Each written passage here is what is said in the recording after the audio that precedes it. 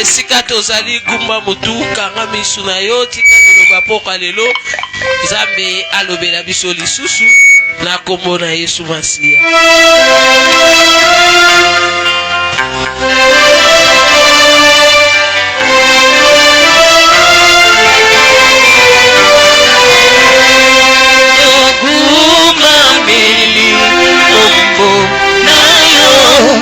Ozali Nzambe oyo Yesu olamu na yo katina biso etindi biso toyeba yo.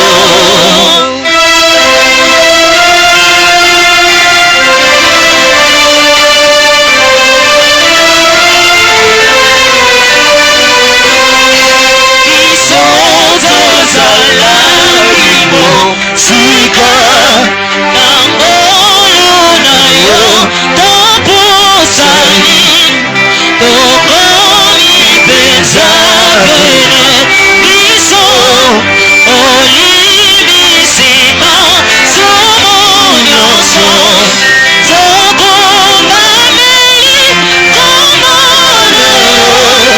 yo nde mokonzi ya milimo.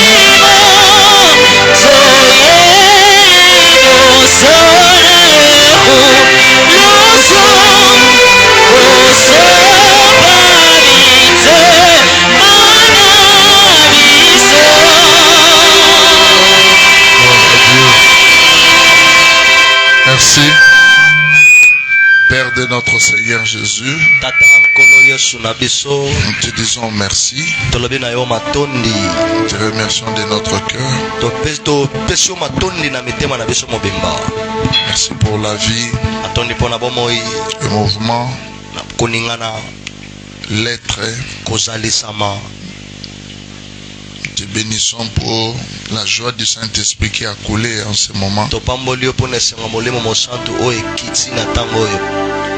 Nous te prions de nous faire du bien en ce moment. Au nom du Seigneur Jésus, tout ce qui n'est pas de toi, tout ce qui ne confesse pas ta Seigneurie, tout ce qui est contraire à ta volonté, soit expulsé dans le nom de Jésus-Christ de Nazareth. Tu as dit lorsque vous priez, dites notre Père qui est aux cieux, que ton nom soit sanctifié et que ton règne vienne. Prions que ton règne vienne s'installer dans ce cadre, dans cette maison. Que ce soit toi celle qui est glorifiée. N'accepte pas de partager ta gloire avec qui que ce soit. À toi la gloire et la puissance dans le siècle de siècle. Amen. Acclamons le Seigneur. Nous prenons Nombre chapitre 1er. Du 1er au 3e verset. Nombre chapitre 1er du 1er au 3e verset. Je lis la parole du Seigneur. Amen. L'Éternel parla à Moïse dans le désert de Sinaï, dans la tente d'assignation. Le premier jour du second mois, la seconde année après leur sortie du pays d'Égypte, il dit: faites le dénombrement de toute l'ensemble des enfants d'Israël, selon leur famille, selon les maisons de leur père, en comptant par tête les noms de tous les mâles, depuis l'âge de 20 ans et au-dessus, tous ceux d'Israël en étape de porter les armes. Voilà. Vous en ferez le dénombrement. C'est fini, merci. Okay. Acclamons le Seigneur. Alors, vous en ferez les dénombrements selon leur division. Ça va. Je voulais prendre juste tous ceux d'Israël en état de porter les armes. Tous tous ceux, c'est-à-dire les enfants d'Israël qui sont capables de porter les armes. Bana Israël nyoso o bana makokia ko mema minduki. Amen. Amen. Encore une fois, merci à Dieu Matonde lisusu na Nzambe. pour cette oui, acclame le Seigneur comme ça. Kokati pona nini betela nkolo maboko.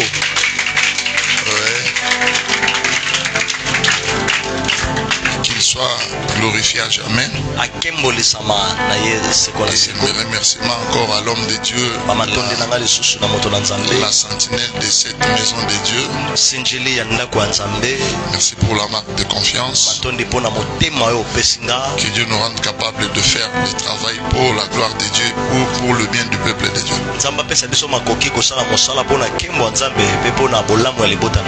Je vis maman modératrice à danser.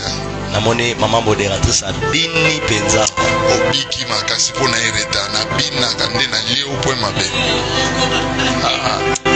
la so kaka faux pas na sengi foin omoni makambo na ereta na monise makambo kwa mona pena ba biloko don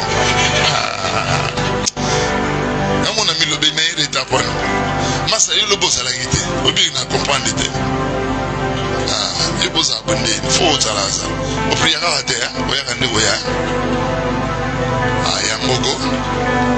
que merci à l'Assemblée. Nous avons senti votre cœur envers nous.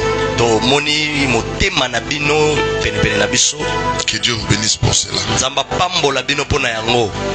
Alors, notre séminaire a été intitulé La conquête des Cana. La matière est encore vaste. Je ne sais pas où prendre, quoi laisser.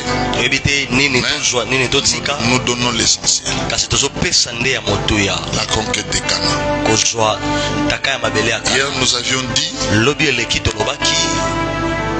Nous avions parlé sur vaincre l'esprit de retard.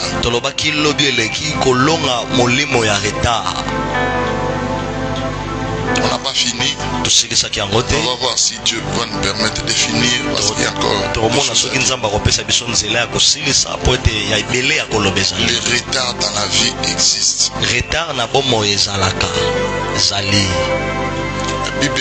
Les critiques que nous avions données hier de Hébreux 5:12 nous les montrent. 5:12 La Bible dit ceci. Vous, aux yeux de Dieu, Dieu vous l'enseignez là. Il vous considère déjà comme maître.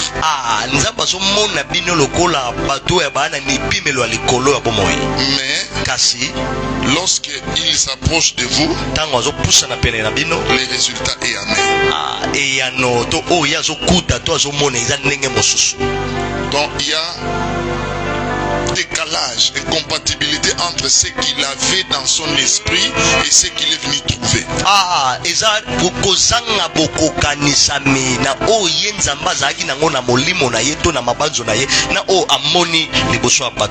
Vous qui devrez être de maître, mais présentement là, vous êtes encore au niveau de prendre du lait. Vous qui devez spirituellement être de maître, c'est-à-dire comprendre des choses très élevées de Dieu. Vous devrez être même capable de commencer à orienter d'autres personnes, à leur montrer les chemins de Dieu. Comment connaître Dieu, comment gagner de Dieu.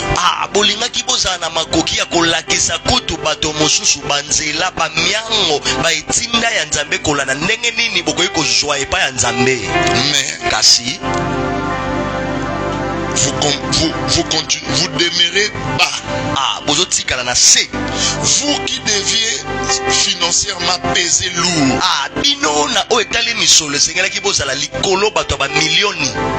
Mais présentement, votre poids financier ne correspond pas à la pensée de Dieu. Ouais, cette écriture-là nous parle déjà de retard. Et très souvent, ce qui cause ces retards-là, on va encore lire une autre écriture qui me vient à l'esprit, qui parle toujours des retards. Je crois Josué 18:3, je crois, oui. Josué 18:3. Tu peux nous lire? Josué dit aux enfants d'Israël, oui. Jusqu'à quand négligerez-vous de prendre possession du pays que l'Éternel, les dieux de vos pères, vous a donné? Voilà. Bon, moi je lis, toi tu interprètes. Ok. Josué dit aux enfants d'Israël, jusqu'à quand négligerez-vous de prendre possession du pays que l'Éternel, les dieux de vos pères, vous a donné? Donc le pays que l'Éternel a donné est là devant eux. Et Dieu sait que ce pays-là est déjà à eux. Mais curieusement, il les trouve comme ne possédant pas une terre.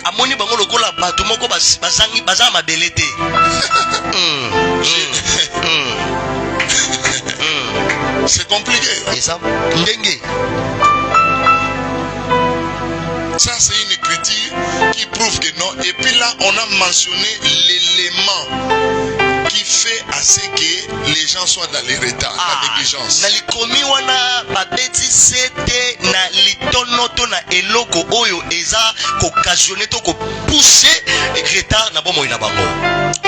Amen. Moi tel que vous me voyez là, j'ai pris conscience de mes retards.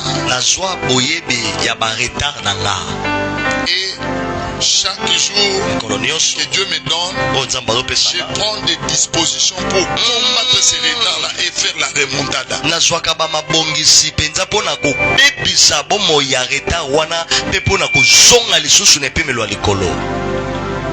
Il faut énumérer ces retards.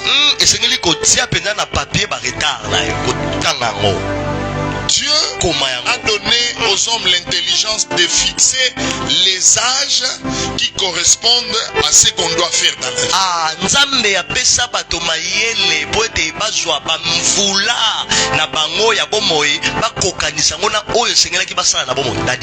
Oui. Oh my God. Dieu a donné aux gens l'intelligence de fixer les âges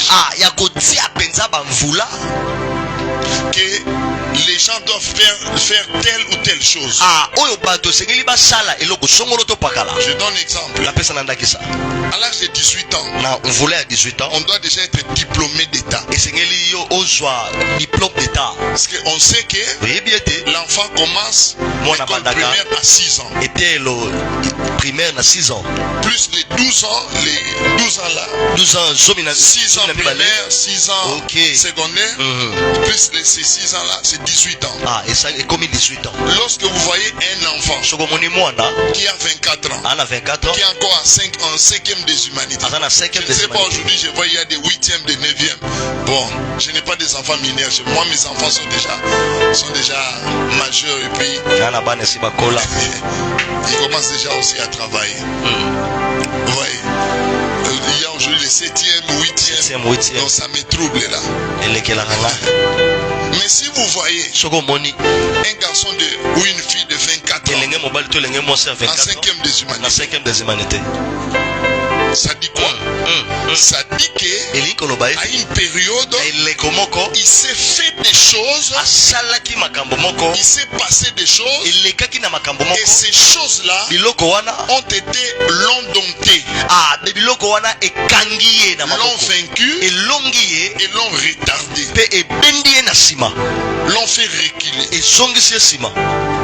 Une telle personne ne peut pas nier qu'il n'est pas en retard.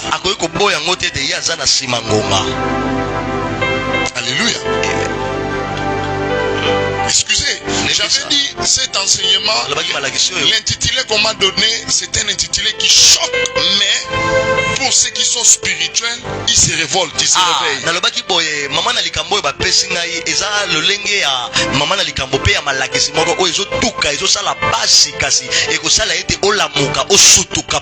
Vous voyez quelqu'un, un homme qui a déjà 40 ans, qui n'a pas de femme, qui n'a pas des enfants, qui n'a pas même une fiancée.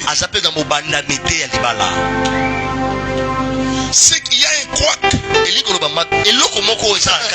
Il n'y a rien pour rien. Ce n'est pas un fait d'hasard. L'action des esprits impurs sont là. Et aussi, je vais rappeler encore sur les aventures de la sorcellerie. Je veux y marteler vraiment.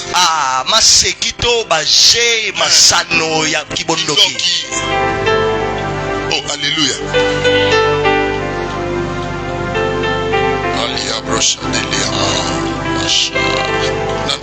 À mon diagonale là-bas, là où je suis là, c'est la diagonale de nous. Il y avait une petite discussion là-bas, on m'a invité pour mettre la paix. J'ai trouvé. Excusez que je parle de ces choses. Merci pasteur pour ce thème. Il faut seulement qu'on ne soit pas fils de Dieu spirituel pour qu'on prenne ce thème comme de la blague. Il y a des âges appropriés à faire certaines choses. C'est pourquoi, surtout ceux qui sont les gens comme vous là, vous avez encore de l'âge. Ceux qui sont encore jeunes doivent bien suivre ces anges. Oui. Nous autres là, nous fournissons des efforts pour faire la remontada. Mais vous qui avez encore des dizaines, vous avez tout le temps devant vous, que vous devez veiller sur le temps et faire des choses qui correspondent au temps là.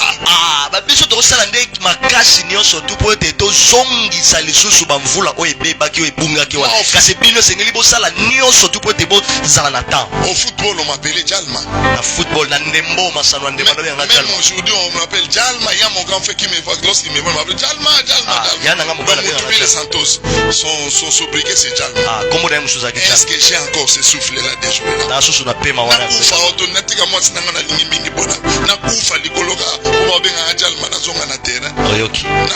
Moi, si on a consommé d'autres.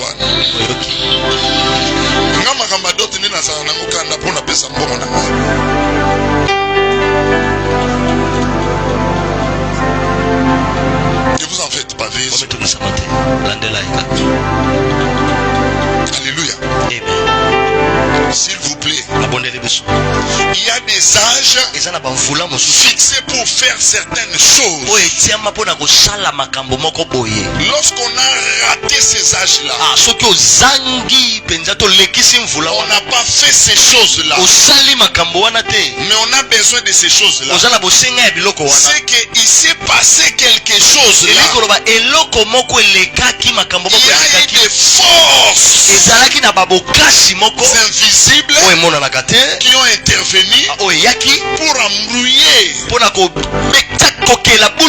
oui, pour empêcher que vous fassiez ces choses-là à cet âge.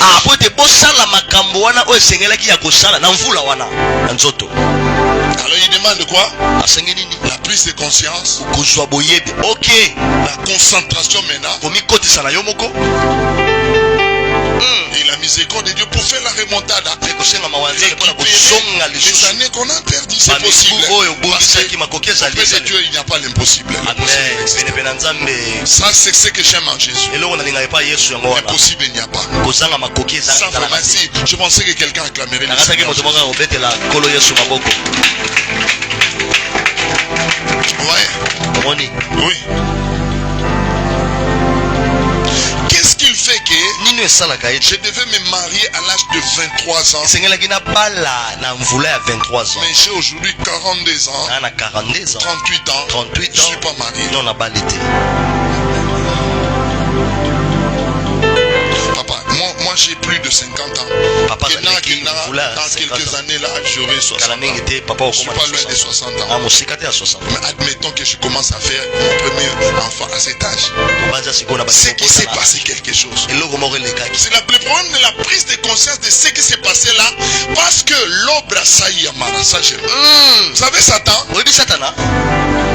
Il a accepté d'être Satan. Il ne se décourage pas de donner aux gens du retard si vous ne prenez pas conscience.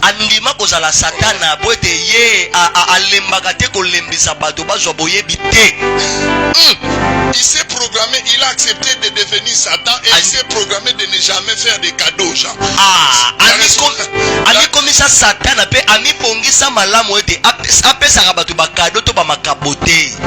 La responsabilité nous revient de lui faire obstacle. C'est pourquoi la Bible dit résister à Satan. Ne lui donnez pas accès.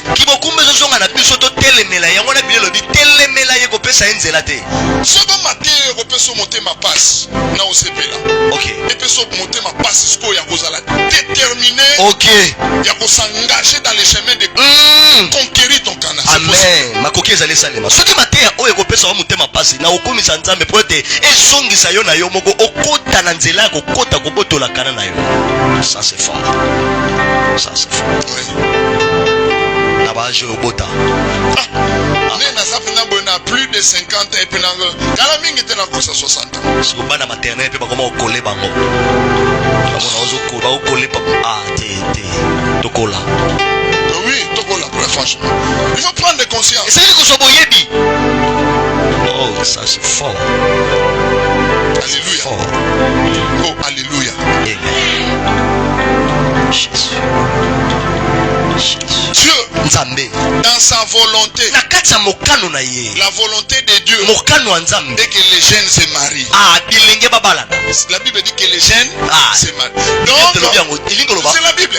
Donc, quand tu es déjà jeune, c'est pas quelque chose à chercher. Seigneur, qu'est-ce que tu dis? La parole dit déjà que les jeunes doivent faire quoi? Se marier. Non, il faut que tu saches que comme je suis jeune là, je suis éligible au mariage. Alors, pourquoi le mariage doit m'échapper? C'est qu'il y a une force, il y a des forces imperturbables. Cette force-là s'appelle les aventures de la sorcellerie. Faut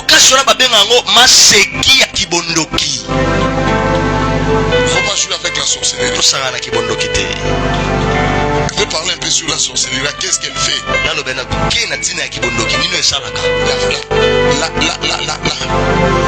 La sorcellerie est une substance que le diable aime beaucoup parce que ça lui paye beaucoup de distraire. Kibondoki eza nkona moko oyo zabolo alingaka ngo makasi pote efutaka bien. Pote etika bato na kidiba na loyenge. Oui. Oui. Il y a des gens qui sont vraiment dans la loyenge, la distraction. Ok. Le temps de conquérir.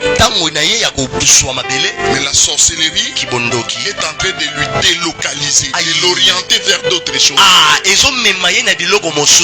nom de Jésus, je ramène tes pensées vers ton but. La sorcellerie est une force qui cherche à te délocaliser et à te désorienter de ta course. L'apôtre Paul dit, je ne cours pas en l'air et je ne bats pas comme si je battais en l'air. Je frappe durement pour cibler l'objectif. Il faut aller vers le but. Je viens de donner un enseignement à l'église qui était intitulé 10 sur 10. Dans cet enseignement-là, j'ai dit, quand nous nous réveillons, nous avons la possibilité de faire combien sur 10?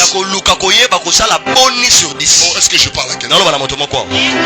Quand tu te réveilles là, tu dors. Je vais te dire, quand tu fais dormir la journée, j'ai fait combien sur 10? Oh, est-ce que je parle à quelqu'un? Est-ce que je peux me rassurer que je parle à quelqu'un? Est-ce que tu peux chasser les sommeils là? Je sais à qui je m'adresse. Je vois comment les sommeils vraiment la réclament vraiment. Cette influence là ne vient pas de Dieu. Oui, le retard. Vous couriez bien. bien. Vous couriez bien. Mais du coup là, vous avez perdu la vitesse avec laquelle vous couriez pour atteindre vos objectifs. Nous sommes déjà au déclin de la journée. Déjà. Il est déjà 19h presque. Sur 10, vers 0h. Nous avons fait beaucoup. Alléluia. Ceux qui gagnent des millions, ils ne les gagnent pas dans la 25e heure de la journée. Il n'y a pas de 25e heure de la journée. 25e heure de la journée, ça l'a raté. S'il y a 25e heure, ça s'appelle la réjouissance de ce qu'on a gagné pendant le 24 heures. Ok. Tous les millionnaires, les multimilliardaires, tous ces gens-là sont des gens de même nature que toi et moi. Oh, il y a une critique qui fâche dans la Bible. Caïn, sous la malédiction de Dieu, mais il s'est battu avec le poids de la malédiction. Il s'est battu. Il a donné à cette ville le nom, si c'est de lui-même ou de son fils, comme ça. Fabriquer des erreurs. Oui. C'est la malédiction. Est-ce que je parle à quelqu'un? Tu as fait combien sur 10 aujourd'hui? Tu es retourné à la maison avec combien? Tu as été à mesure de saisir quelle opportunité? Et la sorcellerie a été à mesure de te désorienter dans quel domaine? Aujourd'hui là. Est-ce que le fait qu'il y a culte le soir, il y a séminaire, le prédicateur qui prêche mauvais ou bien, et là que tu dises que non, je ne sors pas, j'attends seulement le soir. Et l'église a besoin de s'acheter une parcelle. Combien tu vas donner? Il faut courir vers les buts. C'est pourquoi les futilités là ne payent pas. Il y a la sorcellerie. C'est une bonne substance pour l'ennemi pour créer des futilités.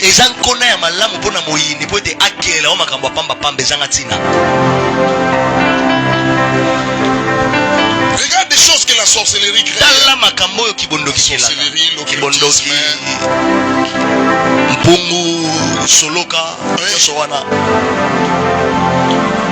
il y a des gens qui ne savent pas qu'ils sont sous l'influence d'une force de la sorcellerie qui les empêche d'aller conquérir leur Canaan.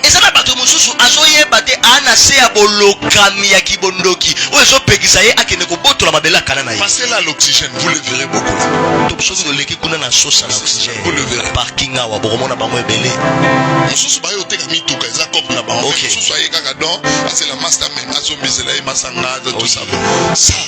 C'est du loisir.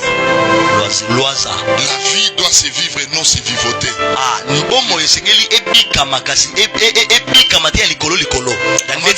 Avant de venir ici, j'ai rappelé à ma femme, j'ai dit, mais maman pasteur, il y a quoi? La Facebook m'a publié, m'a renvoyé notre photo que nous avions prise dans notre premier voyage de Dubaï. Facebook est une photo entre elle et moi, parce qu'elle fait beaucoup de voyages.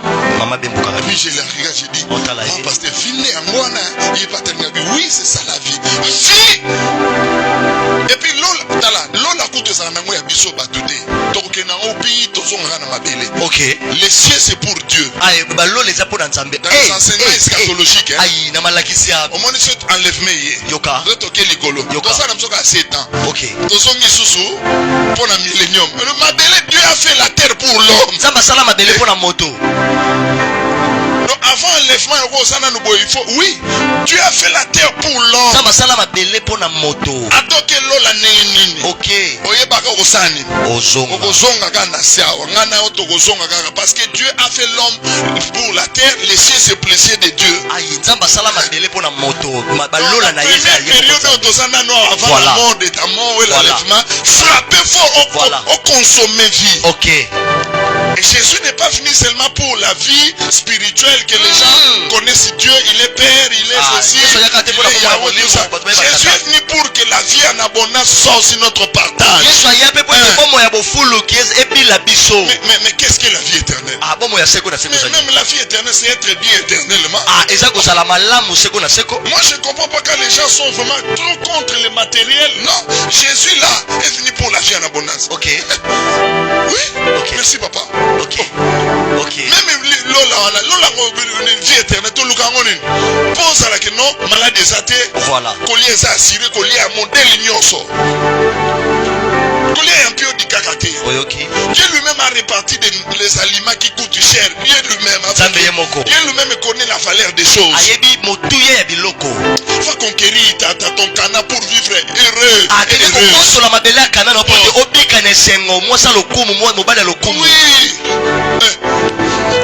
Nous étions avec lui aujourd'hui. Il y a ma jeune soeur qui s'est mariée aujourd'hui. Je devais célébrer le mariage. Quand nous rentrions, franchement, j'étais très bien habillé. Alors il y a un monsieur qui était dans sa jeep là, mais qui me regardait. Moi, ça n'a ressenti l'ango. Ressenti. Voilà. Et soyez au CP là, c'est quoi? Ok. Abalusi Kingo. Et un ango lui soumoté. Comme ma soda va bêter le maïs sous nini. Pour ba mon ango sa pamba. Voilà. Pour ba talingolo tisi. Ok. Tika ba ma distraction. Oyoki. Kola te dans la kata volonté nzambe. Amen. Baptisé banara prier banara prier. Yo mo venons à so talif no on a pété loko. Voilà. Atelemi. Atelemi penotel moi si au métrage penda. Ok. Ne blague pas. Jésus s'est bien habillé en va bêter les lamana enine. Voilà. Oh yes. Il va conquérir. Ça fait de bien. Et ça la kamalam.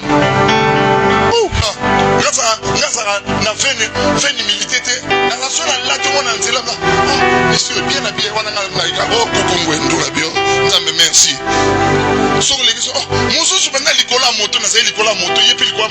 Monsieur, tu as fait des couleurs. Merci, messieurs. C'est ça la vie aussi. Vous voulez qu'on vous donne la définition de Jésus quoi? C'est la définition de Jésus. Il a télé.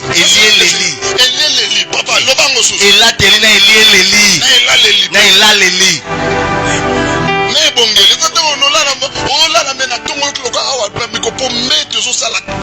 Oyoki. Maintenant là il a mikolo moi nanga mo ba moi si même offrir non, c'est plus de 2000 balles. OK. C'est la vie. Ngana la na kitikwa là, nzambi. On a déclaré encore remontada na kombo na Yesu fina. Amen. On rattraper bareta. Yes. Kombo na loboka fato continuer. Prie d'abord, prie au nom de Jésus. Papa, oui. S'il faut que taper ma boko dans loba yo sorcellerie, priez même pendant. Aïe, menacer pena sorcellerie. Jésus c'est oui. Oh yes. La sorcellerie. Undisa kibondoki. Ah, vatsa volume. Oh my God. Mateya oyo esilisaka bato loyenge. Oui. Etindaka bato baluka nzambe. Ah, j'aime ça. Oh. Asura karaba ya sotorobo. Puis avec conséquence. Sambela. Nabambano. Nalima. Ora ya baba sa. Oh. Sambela beta maboko. Menacer kibondoki. Menacer ba vantile ya sorcellerie. Ozo kotisa yo na loyenge. Na kidiba. Ozo prise de conscience te. Merci. Acclame le Seigneur. Mettez la colonne maboko. L'état. Ce qui cause ça, la chose qui crée la sorcellerie. La sorcellerie crée des distractions. La sorcellerie voile les yeux. Merci papa. Pour ne pas voir sa terre promise. La sorcellerie sème du trouble dans les yeux. Tu vois que quelqu'un est en train de voir la couleur blanche il le voit, il la voit comme couleur noire. On a vu déjà. Chez moi là, l'église, j'ai 2 ou 3 filles comme ça.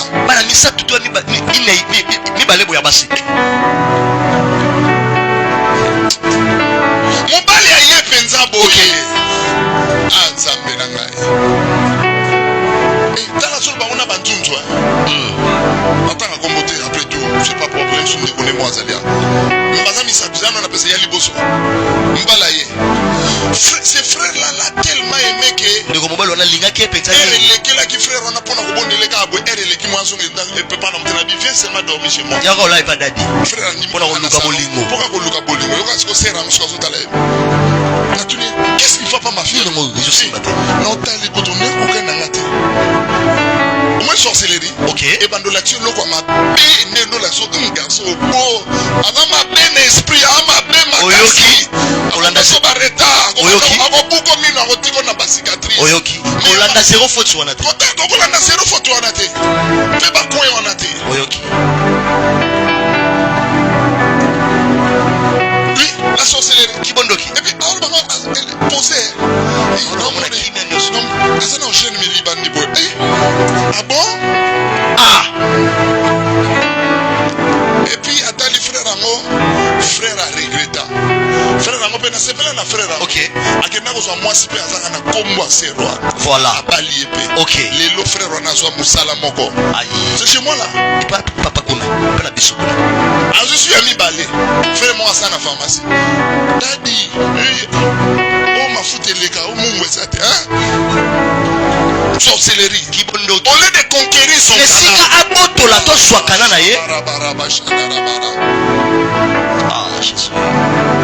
la force qu'on a aujourd'hui, on ne l'aura pas demain. Seul Dieu est constant et stable. Il est le Jésus, il ne change pas. Un jour, j'ai regardé ma photo. J'ai dit à mon fils, je suis beauté, je suis à part Dikos, je ne sais pas moi. Je ne sais pas si Dikos, je ne sais pas et si la pour la no bundato, Nicolas Dikos. C'est comme tout le monde a le droit de faire ma casse qui a bien pour la bande bundaming.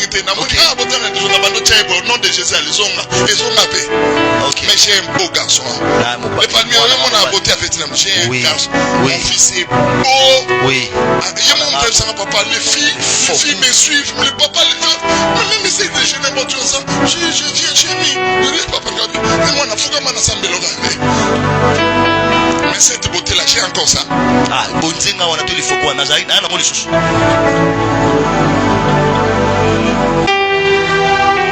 Tout n'est pas permanent. Ah, nous sommes à ses côtés. Ça n'est pas là qui se bloque, ça se présente. Tant qu'on lit pas quoi, ça me lit. Frappe. Beta. Tika dit les mots. J'aime ça. J'aime ça. Bien ton voisin. La conquête des Cana. On a peu voisin dans la rue. Il y a sa voisin.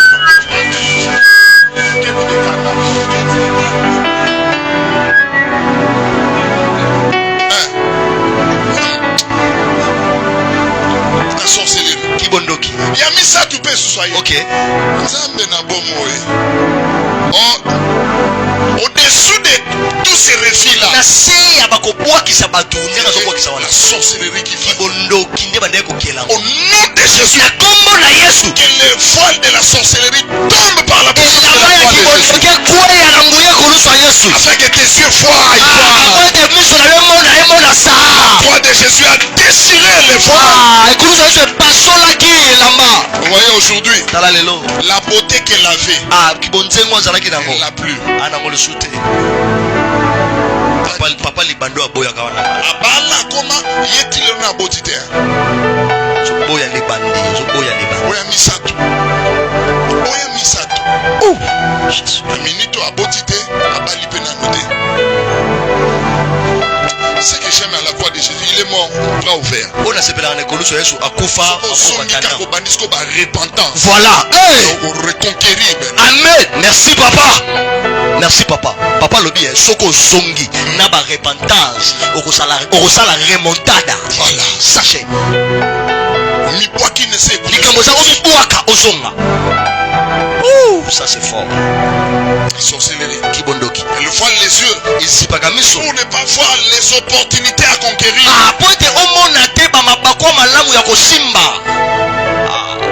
Je m'en vais contre la sorcellerie par le pouvoir de la croix de Jésus. Et je la renverse au nom de Jésus.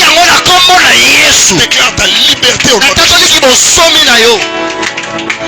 Que ces voiles soient encore déchirées au nom de Jésus. C'est pas seulement les femmes, même les hommes. Oui. Je viens de parler avec l'air jeune frère là. Jamais l'air jeune frère là. Okay. Il a une opportunité où il peut par jour commencer à gagner au moins 20 ou 25 dollars. À peine. 25 dollars. Yo, maman pasteur yo Benjamin, non, tika biloko. Pour nous en charge. Ok. 25 par jour. Oui, oui. Les sorcelleries avec condamné à l'eau et l'homme. Oyoki. Yo mo betali solo no betanga na pe manalo mama apesa mai ya betali solo na ye mo kamilo bela makambo ndo sala na tumi na bana rotera ba ballon na ngai ya ba 4000 francs tombola boaka opportunité ye ndadi pa yebaki musana bana ko sala opportunité moko ye ya mbongo ebele ya ko gagner chaque jour ba mbongo ebele ya ko gagner chaque jour ba plus de 150 dollars. Oyoki na otinga makana ba ballon na bi marathon na kinere ba ballon na ngai 3000 francs 3000 francs 5000 francs ndadi gangela ngai tombokele pona moneke tayo benanga matoyi abi yo sorcellerie bimatika mono amen et puis moi sorcellerie mso ba mettre la sala ngo na fo mema ngo na kulu yeke kaka okay ndadi silikela nga makasi tombo na bi si je ne te vois pas partir là soki amoninga na kekuna te sika opportunité je te ferai devant moi na komona ndadi nzela nga tombo kana ndesa yi délivrance na amen na opportunité tongo ndadi lobby na simbi yango na kobala mbala moko plus de 10 000 opportunité ye na libala mbala moko plus de 10 000 dollars mwana batu 3000 francs na timbula ni oyoki yako koma mariage na fiancé mono pe e yaka te saini e koti na ndenga mabe oyoki baba fatira sorcellerie yango ça c'est fort papa yango na kombona amen oui les aventures de la sorcellerie ça c'est fort ça c'est fort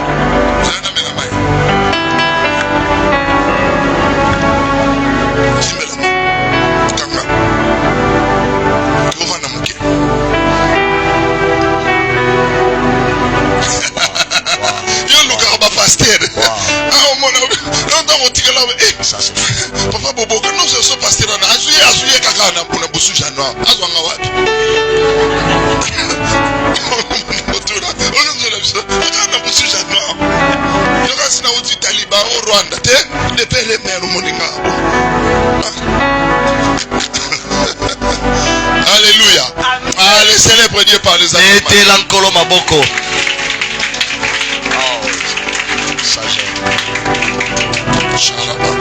j'ai tellement confiance au Saint-Esprit. Je sais que le Saint-Esprit est en train de glisser des choses très puissantes dans mon cœur. Oui papa. Oui papa. Sorcellerie. Kibondoki. Araya Kalabaya. Sois toujours animé de la colère contre cette sorcellerie. Non seulement elle voile les yeux, la sorcellerie est aussi capable de rendre des pieds lourds.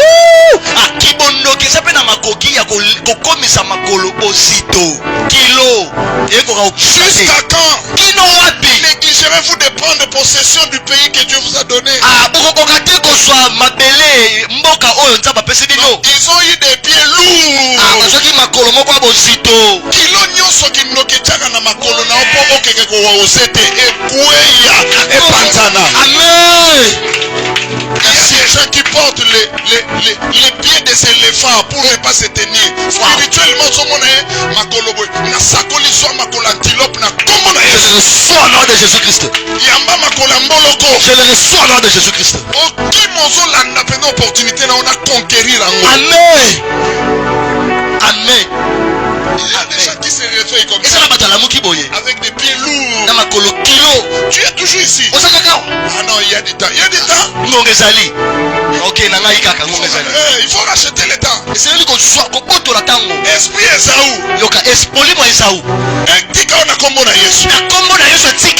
Que tu cherches là et derrière. Oh, ça c'est fort. Ça c'est fort. Il faut des lumières de Dieu pour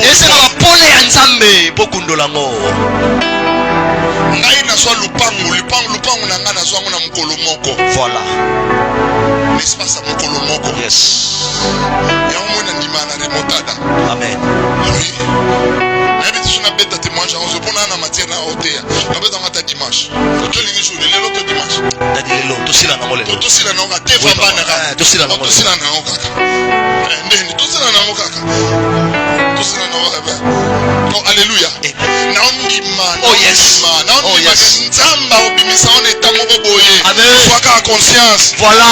Oh là là, sois conscience. Sois boyebi. Sois conscience. Sois boyebi. Pour ta repentance. Yes. Tu as pas programme à prière. Ok. Voilà. J'ai tant commis des erreurs. Il y a une chose aussi j'ai écrit là.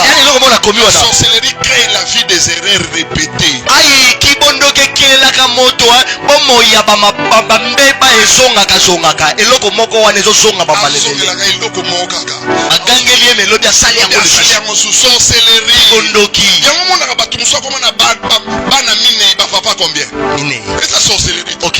Mutu normal akobota bana mine bapapa mine mutu normal. Le but de boya banana, ça déjà c'est déjà fait. C'est ça là Jésus peut rétablir. Yesu go borisango. Okuta na pena mobali abota te me bali yope azubana wana. Amen. On lobi amen abete po Yesu sala. Amen. Ngana bali sa mwana monde. Voilà. Mobali akuti na bana 4. Et bongo apesa nga lupango bana 8. Voilà. 8. Ana bana combien? 8 mobali moko basi 7. Ah Yesu yo. Napenda Yesu ebakate outa wapi ozaka nani ozaka na ningi na ozamaka. Oh là là, moi je pensais na loba mangamba Yesu obeta maboko. Yesu abetela ke maboko. Po soko tali Yesu so ebate ozaka nani peut au juste. El moko munoko soko ko pese ba définition bien te. Voilà. Mystique Yesu. Amen. C'est là par le pesa na tana fuka mele mokena. Pesa na tana fuka melaye. Na ibisa ke Yesu za mukonzi peut mériter adoration tout se fait ça. Tout se fait ça liboso na yo. Yes. Tolimwaka. Oh mashara. Ala ya basa. Yesu kuma makaka. Mama lisusu. Yesu kuma makaka. Umela. Libéra yote moko. Yes. Je suis resté dans ma maison un jour. Tika moko mona ndako nanga. Soucié. La pasi. Si je me trompe pas, c'est quand là j'avais 51 ans ou 52 ans. Je l'avais costé la tango wana zakina 51 ans ou 52 ans. J'étais à la maison. J'ai dit Seigneur. Si à ce moment tu me prenais, c'est ma femme dans cette vie de locataire.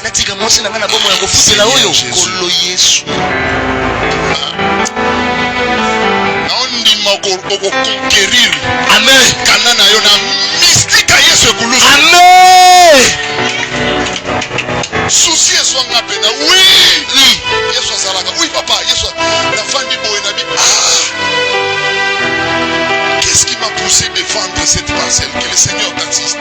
Que le Seigneur te vienne de cette minute. Seigneur, Golo, cette femme. D'ailleurs, un jour, j'ai fait un songe que j'étais mort. Alors mon fils a commencé à demander la nourriture dans les églises. Il s'est présenté.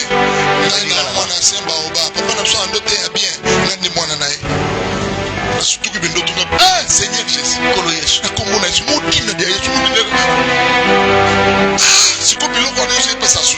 voilà. Jésus. Viens locataire. Jésus. Naba ofrando yo kangiso somba ya munene kolonini. Natali siko kaka ndinga zoloba natali siko église. Na milobeli kokangisa mbongo lelo yo ti koko matana $10,000. Jésus. Jésus. Aide-moi à acclamer le Seigneur Jésus. Sourangana obetela nkolo Yesu. Oh Jésus. Alors Le Seigneur Jésus m'a consolé. Calme. J'ai prié, puis bon, je suis sorti. Je ne sais pas si c'était après 2 semaines ou 2 mois ou 2 mois, je ne sais pas. Un jour on vient à l'église. C'était les cultes de mariage.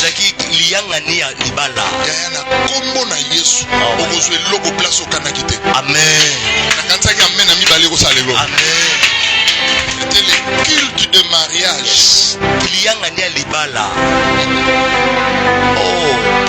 Culte de mariage. On célébrer libala. Na libala muninga nanga oyo mwana na eko bala mwana na église na biso mtando te. Na ndako déjà kolo ebisinga lobi nengo kende culte wana. Yoka ba dispositif. Oui, il faut prendre des dispositifs. C'est quoi ça dispositif? Entrer dans la vision de Dieu. Voilà. Je vous ai dit que la conquête de Cana c'est d'abord la vision de Dieu. Cherche à tout moment à te marier avec la vision de Dieu. Dans la vision de Dieu, il y a des choses les plus incroyables. Voilà, merci Palmi, parce que toi tu as compris ça, merci. Oh yes. Je me répète, si tu comprends la vision de Dieu, la pensée de Dieu, les orientations de Dieu, si tu comprends, qu'est-ce que Dieu fait de moi? Gauche, droite. Arrête. Dans les orientations de Dieu, là-dedans, il y a des choses les plus incroyables. Des choses qui dépassent dans ta vie. Oh, ces jours-là de mariage, c'était les jours où j'allais conquérir mon mari.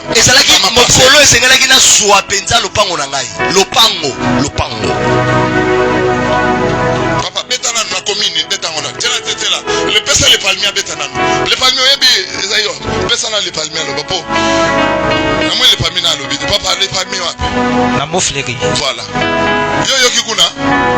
Le palmier. Ezayo wa. Na mofleri. Mofleri za malufa ngate ya. Te po yo fandi nyo beteli yesu maboko te po ka se za malufa. Malufanga. Selema. Yango beteli za maboko te. Oyoki. So monique za malufa za pété. Quitte commence. Oh, na sakumbeli. Na tomo le boko na ngamo beli. Nzamba ba conquête. OK. Apesa o la terre ou coule le mer. Mabele o mafuta nzo eza milike zo tanga. Makambu Yesu asala. Ya makambu Yesu asala Yesu yo. Yes. Pesa moi sinanga chimie. Voilà. Ulu yeke continue église. Na mwana nga liboso. Mama. Tozomi na ndako asali. Papa. Tokomi bana likampara. Obo sentir que tata na sali la Yesu. Ah yes. Mwana nzambe. Amen. Et soki wana des après qu'il était on ngara bayoki lopango na maka na mofleri ba client ba bibi. Ikati église. Bandi bien mo baba tumabe papa. Te bo se sanga te mo ba pe batuma bana mabe. Na kuna na confiance na bino te na na confiance ndeko na ngabe. Bandi mo mi. Papa na église mutana 50,000. Biso tozo ebate. Nanga ba pesi na lupango na mofleri kaka pou. Après qu'il na moka mutezi papa. Si je peux te donner 50,000 millions. No na ndokite yo. Mon frère donc nous sommes $50,000.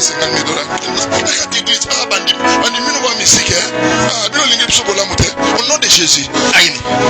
Yes. Bandi t'as pas fancy. Jésus. La église maman vous t'abîme papa. Jésus. Est-ce que je peux? Le frère Dieu ça n'a qu'un frère on a 50,000.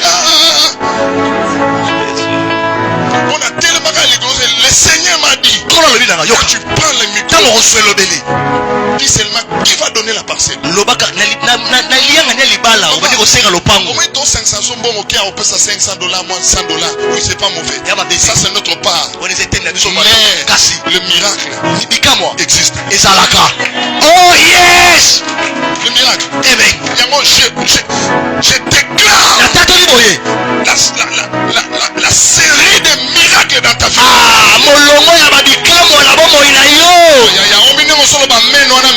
Miracle libale à 3 jours et salaka. Amen. Rebecca bala 3 jours yaya. Amen. Rebecca. N'est-ce pas ça 3 jours makambosini. Oyoki. Yesa fois salaka. Merci.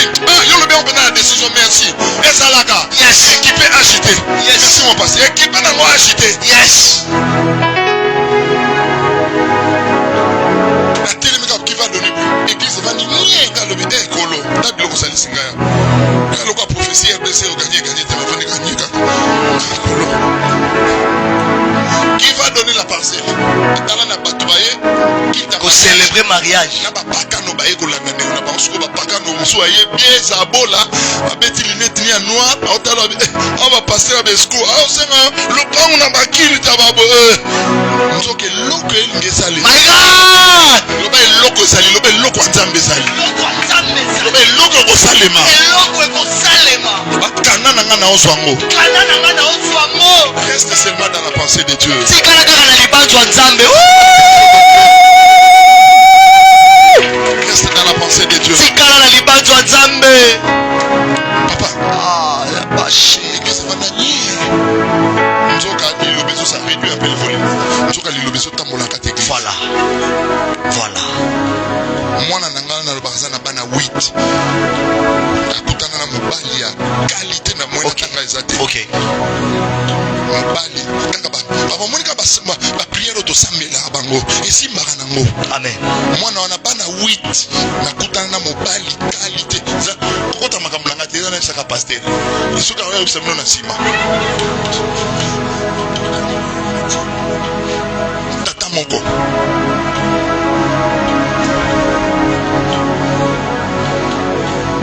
Mwana na ya l'église kaka boy. OK. Kaka ba prière au kaka tout ça recevoir. Oh yes. Ina kutana na tipo wana. Akutana nepe na gombe, takutana kana kasavu bwa. Balabalo lisala. Na lisala. Yesu. Na lisala. Kutana na lisala. Yesu. Yamona Yesu. Gambele chopi. Yesu. Yesu azaki azina rezo apotem na Bethlehem. Oyoki. Akutana na lisala. Gambela bene chopi. Gambele chopi bakutana wana. Papa kangana biloko na wana.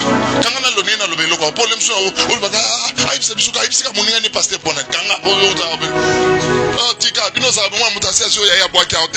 Nanga la confiance ba réseaux sociaux. Qui font la cara to continuer. Là c'est ici pasteur il s'agit de qui?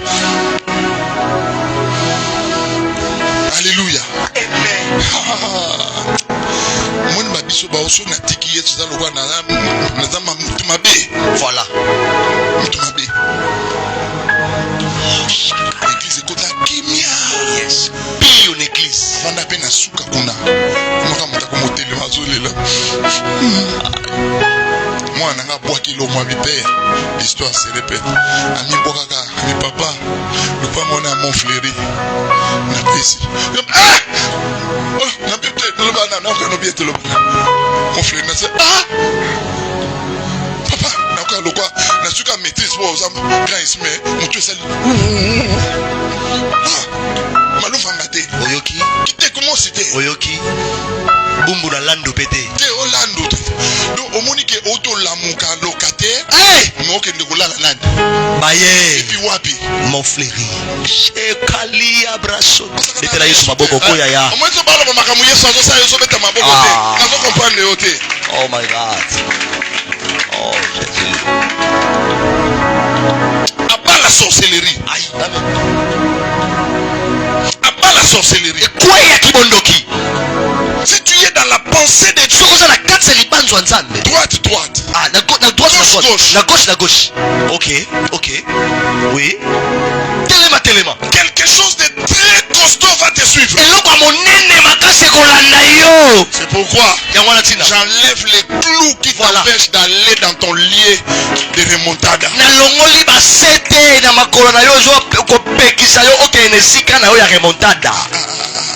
Alléluia.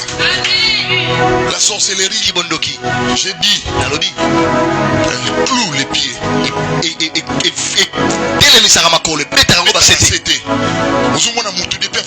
C'est mauvais d'avoir un seul mouvement la journée, tu te réveilles. Ok. Tu manges, puis tu vas aller dormir. Non. Reçois les mouvements que le Saint te suivait. Ok. La sorcellerie aussi. Kibondoki. A aggrave les choses. Et comme ça makasi Par la terre. nanzela bomo. Au lieu d'aller conquérir, Et si vous kende ko la sorcellerie te montre que la les fils d'Anak sont là. ah bana naki basakuna. C'est là où je veux commencer maintenant. Ah et pas yopi na obanda. Tu vois la sorcellerie? Oli kibondoki hein? Te présente les fils d'Anak. Ezo talisa yo bana na. Au lieu de te présenter la terre promise que tu veux hériter pour faire une bonne vie, pour être heureux. Merci papa. Nesika elakisa yo mabele epa yopi ezo tanga mafuta nzo ina miliki. Kasi ezo lakisa yo biloko eko bangisa yo ezo lakisa yo batu bambinga oba obangisa yo kote okende te. Bambinga. OK. Je déloge dans ton esprit la peur, la peur, la peur. Bikoli na molimo na yo ba moko banga. Parce que si j'avais eu peur ces jours-là, Soki na banga ki mokolo wana. j'allais rater. Nalingaki na raté. Na sakoli yo raté te yaya. Amen. Kindoke bana kobangiso ebandi ko aggraver bando la ksenye Voilà, kufa. voilà, Yo voilà. est-ce que bato bakufa avant? Est-ce que yo zana elongi na bango? Moto akufa avant so tali na zana elongi bato kufa avant. Yo zana elongi bato kufa avant te. Amen. Yo te même so tomita na soni. Tala pena ki tala tala. Nenga na tali yo zana elongi bato kufa lelo te. Amen. Bato bakufa avant ba yebanaka. Amen. Oh yes, pas concerné na ko bazali lo ba ki ngolobi. Alelo, bato bakufa avant ba concerné na ba saline. Yo zana nukutana na eso soka nsola liwa na maboko no. Yo zana ba solo Yesu. Amen. Jésus. Amen. C'est quoi la sorcellerie? Qu'est-ce qu'elle vient de faire? Et attention. Keba. Et attention. Keba ko tsala kolote. S'il y a beaucoup d'attention, ça devient compliqué. Amen. Parce que So papa te. Cana, c'est une terre Eza mabele. dangereuse. Ya somo. Mais Kasi. le Seigneur sera avec toi. Kola ko za elongo na yo. Amen. Je ne sais pas si je parle à quelqu'un. Kana eza mabele moko ya somo oyo ebangisaka me tiaka lokolo yawe nzambe akozala na yo. C'est pourquoi la conquête de Cana a besoin des gens qui sont capables de porter les armes. Yango wana kobotola mabele ya Kana eza la posa ya bato bana makoki ya komema nde binduki. À des gens qui sont capables d'affronter, de combattre, d'engager les guerres de combat. Bato bana makoki ya kokende kobunda kobanda bitumba. Pasteur, na pesa mo sinanga ba chimie ambale bele donc yemo skotia fa na mona tipo na mu amusala nzambe. OK. Problème so bokolo ke loka $5,000. Na so ebisa etozwango. Oui. Beti mikolo na ola tse chip moko boye na sina bandi ko négocier ngo déjà. Yango mona ngatambola nga wewa po na oluka ka ke pena o ba marque liboso. Ka ke ka o ba ka muso za l'équipe na mutanga balukelo ngite tia sani. Azokanga memo na nga. C'est tout wana tipo na biba c'est pasteur. Na ba pasteur bobote wana zana ka iloko na yayet. Oh yes. Pour les 60,000 yaye. OK. N'aie pas peur d'affronter des choses qui te dépassent l'âge, qui te dépassent la taille. Kozana bomo te na kobanga te babiloko eleki bayele na yo eleki molai na yo. Cana apparemment paraît comme ça te dépasse, ça te terrifie, mais va. Le Seigneur est avec Kani toi. otalisa maloko eloko ezobangisa ezolengisa kasi yo kende kaka tia motu tia lokolo yawa se longo na yo. Mais des gens comme Ruth, c'est une femme de même nature que toi. Luta za mwasi abimi na papa na mama lokola yo. Elle a accepté d'aller dans une terre où elle n'avait pas de parents. Sepeli kokende na mabele oyo azalaki na baboti te baboti bazalaki te. Le problème est que nous avons place à l'aise. Nous avons besoin de Daluka numéro. Orpa, cause on a ligné à Orpa, tu vas vite. Amen. Ah yes. C'est comme on a été pour chapitre Aliboso et lui me prend le chapitre Aliboso. Hey. A déclaré. My God. Le dernier chapitre et famille wana. Amen. Oh là là. Amen. Non, ça là quelque chose. Na sakoli soki livre ya fi na bino en a fait chapitre. OK. Souke na premier té. Amen. Même na 10e té. Oh yeah. Sakoli tina 20e chapitre yo sala. Amen. C'est la conclusion du livre na kombo no eso sala eso tala. Amen. Ne sois pas comme Orpa. Vous allez voir Orpa té. Avec je vais suivre cette maman. Cette médiocre déjà. Maman kokoyo. Qu'est-ce qu'elle a amené? Asa susu na ndeni okupesa nga. Oyoki. Kobanga. Yo déjà yoka psaume d'Eliab, ezalaka psaume de David. Akoma ye trop. Abangaki te liboso ya Goliath. Abangaki te liboso ya Goliath. Nazo sakola vino yemba banzembo. Amen. Oh my God, j'aime ça. Mono yemba vino yemba banzembo. Amen. Soki yo composant on te me ba composer lelo ba tu on arrangé à 10,000 ba. OK. Amen papa. C'est ça. bandeko, si c'est qu'on dit est vrai, Ce qui est au solo. Ok. Ok. si c'est qu'on dit est vrai, Ce qui est au solo. qu'il y avait un deal Ezalaki na lisolo moko. pour que celui-ci soit au pouvoir, Pour la oaza le loza la bon c'est quand ça qui esprit à Makasi. Ok. Parce que faire ce deal là, c'est la trahison, c'est trahir la Ezako nation. sous la écolo. Mais quelqu'un a accepté de trahir la nation. Tomandimi na sous la écolo. Aujourd'hui, il est dans la 7e année. Les loza na Ça peut être. mvula sambo ya Parce que mikunda. non, basala qui dit. Basolo la ka. Même nanga le basolo la qui Basolo la ka. Ato gagné basolo la qui pour fica sa commune. Mokonzi. Est-ce que longoli Te. Écoutez, je vais terminer ici. Non sous ça. Il y a des choses Ezala biloko. que Dieu les placera au milieu de ses pines pour que tu ailles les chercher là-bas. Hey! Yoka. Ezala biloko oyo nzambe akotia ngo na kati ya banzube po yo nanga tokende koluka ngo kuna. Oh sagesse. Dadi. Les petits choses au premier Dadi. on a une attaque à Paul les pots et ça m'a ramené le Congo. Ok. Oh, tout le bâti point. Ils ont fait des deals. Basolo la ki, babetaki kati. Non, yo comment me conduit. Oh, mutaganya qui me tombe to rouler. Baneko. Soko yo za race à Jacob, yeba ke biloko à Jacob, parce qu'on a la ligne droite. Amen. La ligne à Bonzambe. Amen. Et si tu n'as pas l'esprit d'aller conquérir, tu Soza molimo kende ko boto la kana na yote. Nzamba bolinga droit de neso yo linga kana mais à déposer pas mutu mususu. Ok. Pa yebi nengo konoso lango. Oh yes. Toi maintenant, Yo sikoyo. il faut cet esprit là. Molimo wana. Est-ce que je parle à Non quelqu'un? bala moto moko. Nzamba ko chelo biloko. Papa moni mwana maso na ebisi yo. Papa kanga na biloko na suna loba bien. Kanga na so turo na loba. Ate zongi sa mona otanga kombote. Kana itse ko la photographie chango ka risusu. Non kodango. Papa.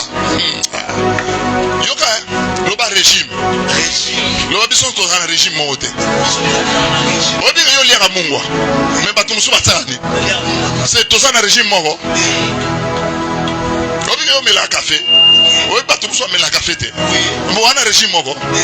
Mais to na régime mo te. Nous n'avons pas tous le même régime. Iso no to na régime mon côté. Rebecca n'a pas trouvé son mariage de la même manière que Esther. Hey, Rebecca azwaki libala ndenge moko te na ndenge Esther azwaki libala. Oh, ça j'aime. C'est fort. On appelle cet exemple au Bona. Parce que ma vision c'est de semer en toi l'esprit de conquête. Ah, et moi c'est nanga na ngo na lom na kati na yo molimo wa koboto la taka ya mabele ya kana. Attendez des choses. Et si j'ai pas passé là, il faut développer, il faut consommer, on peut sentir esprit apostolique dans que sentir que na terre qui. OK. Yo kana ibisa yo. Dis à ton voisin, nous n'avons pas tous le même régime.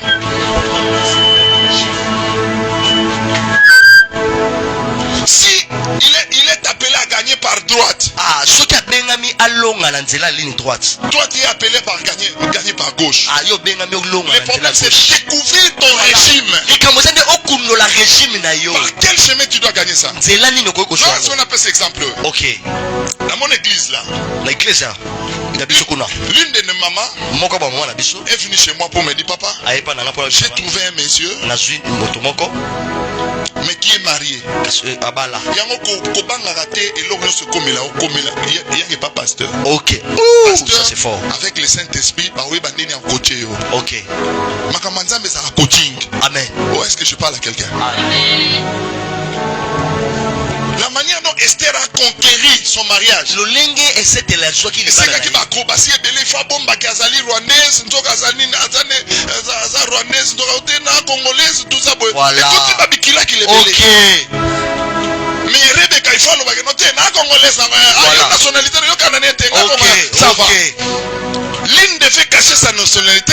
Mboko sengalaka bombe ekolo na ye. L'autre devait révéler que je suis de la race de la famille de tel. Ah, mosusu sengalaki atalisa pena naza moto ya ekolo boye to C'est moto ya pourquoi libota je boye. te conseille ta communion intense avec le Saint-Esprit. Yango na bondeli yo obakisaki bomoko na yo na molimo mosantu. Est-ce que je parle à quelqu'un? Je te conseille une grande communion avec le Saint-Esprit. Bomoko na yo koma makasi na molimo mosantu. Si tu n'arrives pas à bien communier avec le Saint-Esprit, Soso koka kosangana te kokoma moko na molimo mosantu. amène ce que tu rencontres chez le pasteur. Mema ozo kutana na ngwe pa mobatele pa. Là, le Saint-Esprit. Écoutez, Yoka. je reçois une dame, Na yambi ndeko moko mosi. l'une de mes filles, Moko bana ngabasi. qui vient, papa. Ayepa na J'ai papa. rencontré un monsieur. Tata nakuta ina ndeko moko mobali. Il est marié. Isi abala. Mais il dit, il veut m'épouser. Abia abala ngai. Il va donner la dot. Tout ça. Aopesa pe dot nyonso. J'ai dit, ah bon? Nalia solo. Parce que je l'ai dit comme ça. Au bout d'un moment, il y a un Yeba. Ok. Parce que pas Nzambe ne mutaza na décision ya suka. Ok. Est-ce que je parle à quelqu'un? Faut penser à Nzambe wana. So yo raté ngo pasteur na ko lukelo ngo. Ok, ok. Alors j'ai pris na sambeli. Le Saint-Esprit me dit. Dis-lui. De ne pas oser. Amekate. De ne pas oser. Amekate. De ne pas oser. Amekate. Je lui dis. Ma fille. N'ose pas. Ah papa. Il t'a bien coupé sa dot. Je lui dis n'ose pas. Alors quoi ça y te dit? Ameki. Quand Ameki be pour. Yombo bandolanda ba. Papa batu pour bakangiye. Papa batu pour bakotier prison. Papa batu pour perdre musala. Na moi papa bakangiye. Na bakangiye na ensemble bono kekeno bunda makamno mokuna. Na pekisa kiyo. Quelques mois après, une autre de mes filles vient. Aïe. Papa, j'ai rencontré monsieur. Papa, qui est marié. C'est le monsieur dont je veux pas. Il est marié. Et puis, il me dit qu'il m'aime. Puis il va m'épouser. Je lui ai dit, je vais d'abord parler avec mon pasteur. Je suis resté à la maison comme ça. Ces messieurs-là, ces grands messieurs-là. Révérend, c'est toi, le pasteur Baoba. Je dis oui, pasteur Baoba. Ta fille m'a donné votre numéro. Je lui dis, elle m'a parlé de tout ça. Mais qu'est-ce que tu dis? J'ai dit non, on va parler après. Papa, il fait un vertige. Ok. Ok. Amen. Je suis conscient que j'ai craint Dieu. J'ai une bonne réputation. J'ai un témoignage. Moi, c'est un RDC ou un bandate. Oyoki. Côté RDC, tu es des États-Unis ou un bandate. Voilà. Et puis, via Boy, merci. Ce qu'on a tali témoignage, Nathalie logo yelinga. Tali photo. Nathalie bando. À côté de prière. J'ai prié. Écoutez. Yoka Matamwanzambe. Aïe. Ça voisin régime nous ça régime na ngate. Régime na il y aura témoignage. Oh my God. Yango ya ba mboka nyoso baganya ngo ndenge mote. Amen. Oh my God. Moi ni konketa kana. Yoka. Na ba filo bazwela on na bandenga ndenge. Dimanche to lobela ngo. Voilà. Ouais c'est déjà moi na boki momboto. Oui. Et puis Dieu me dit oui, dis-lui d'accepter. Oh au nom de Jésus. Dieu me dit j'ai souffert. Et puis il me dit papa qu'est-ce que tu dis parce qu'il me dérange. On va encore prier. Mais ça message.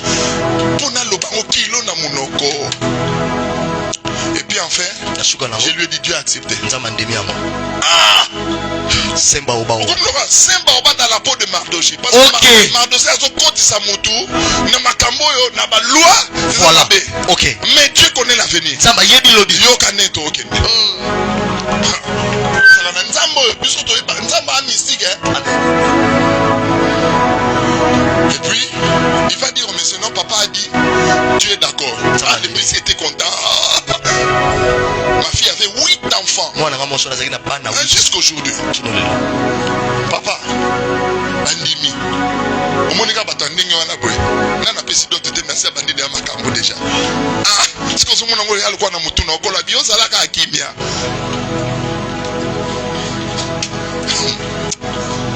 Mais t'es qui m'a souba compliqué car et tout est kotaka do acharabi.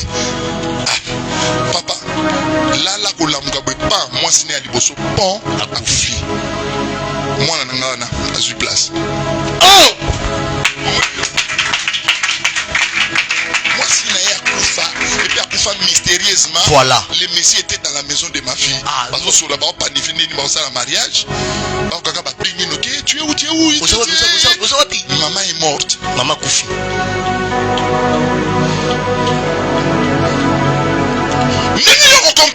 Voilà. Et qu'on gagne des voisins. Amen. Il y a un parce que j'ai des choses à vous dire. Vous ne saurez pas les porter. Ça pèse tellement que avec le Saint-Esprit. Moi c'est à Koufi. Oh my God.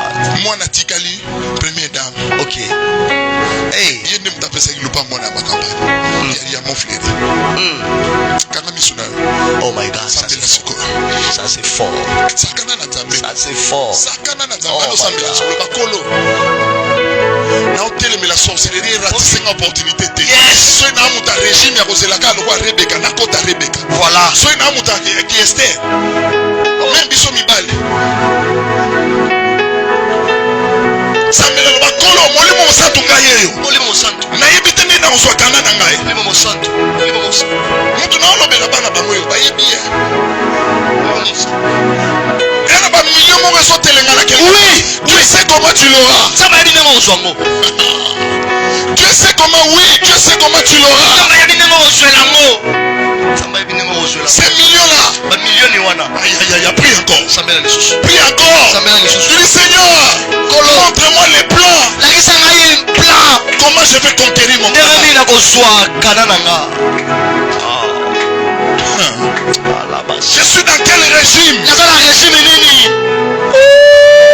Yo qui m'a entretien pastoral et pas passé dans nos points.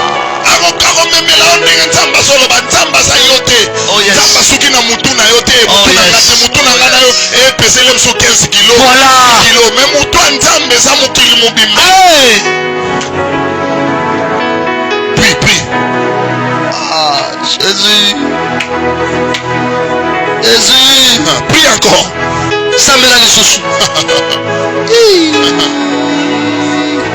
Elle est morte sans maladie. Akufa belate. Ah. Alibrusa pale mandele. Les millions que tu cherches. Sont là. Il faut les conquérir. Mais comment? Il faut être capable de porter les armes. Être outillé, être sur le terrain de combat. Malgré la loi, j'entrerai. Oui. Malgré la loi.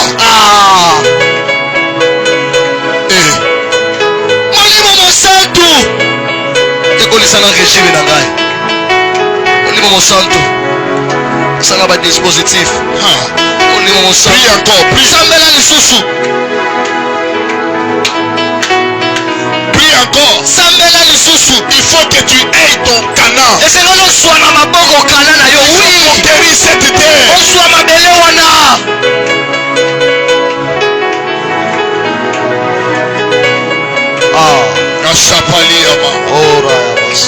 Achapaliama.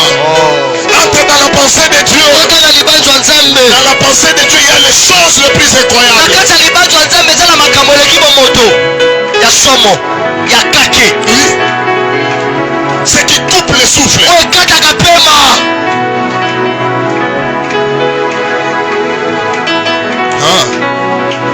Et menace la sorcellerie. Parce que la sorcellerie va te montrer la taille de Goliath. La terreur des fils d'Anak. La terreur de la mer rouge.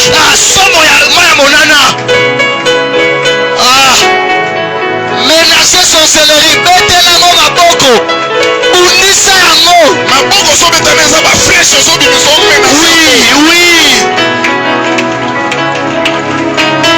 Sorcellerie kotisaka yo bakobanga moko boye menacer yango. Tu es devant l'opportunité mais tu sens la peur. Oza liboso libakwa malamu yoki kobanga moko boye. Oh. Jésus. Araya basanta rabaya. Shoraya baba basanta rabaya.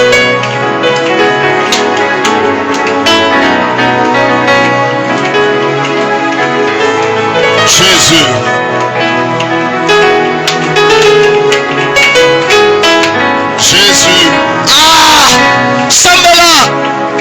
Sambela. Jésus, regarde là où Dieu est parti. Là où Dieu est sorti. Voilà. Dieu savait que dans cette démarche-là, mon serviteur a sa parcelle là-bas.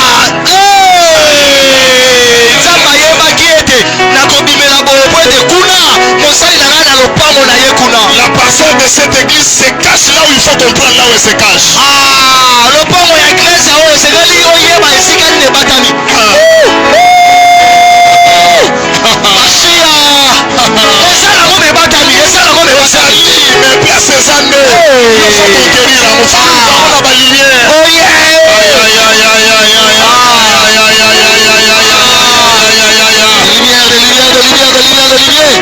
Jésus-Christ souffle ma lumière.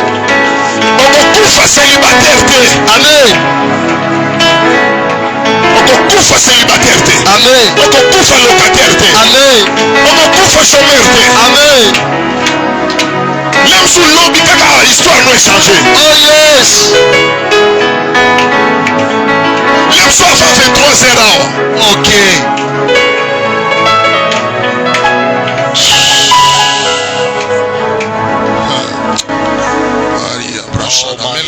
Mets la main droite sur ta tête. Commence à te demander des lumières. Ok. Mon esprit reçoit des lumières. Voilà. Et puis, la lumière pour que je sache les plans de Dieu. Comment le vent de Dieu souffle. Et je ne me laisse pas dans la peur. Prie encore.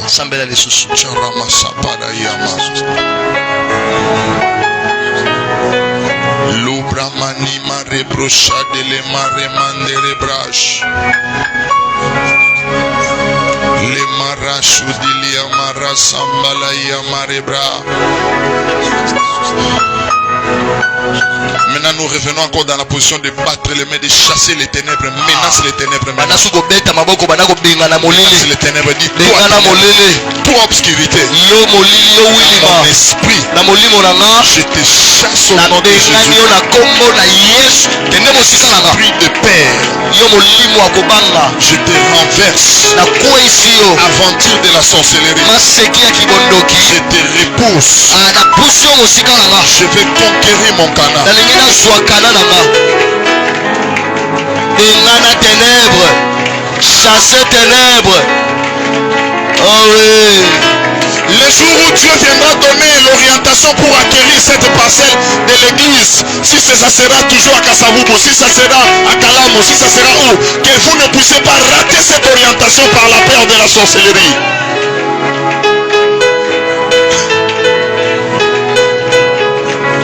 Je suis confiant que dans cet enseignement, le besoin du Saint-Esprit commence déjà à agir. Il va passer par qui? Peut-être qu'il va parler toujours à son serviteur, le pasteur. Peut-être qu'il va passer par toi. Mais qui est collaboration entre toi et ton pasteur. Votre pasteur peut hériter une parcelle, peut-être à Yolo, une grande parcelle. Pour l'église. En un seul jour. Amen. Amen. C'est toi, acclame le Seigneur. Oh yes. Acclame bien le Seigneur.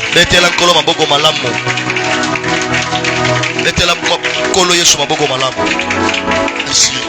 Comme nous avons des engagements à remettre, je vois que certainement il y a des gens qui ont fui, tout ça. Je sais comment l'église fonctionne. Certaines personnes prennent des engagements et puis mais comme on a des engagements à remettre, je commence seulement avec 10 000, 5 000. Viens donner. Je prie pour toi. Engagement à 10 000, 5 000.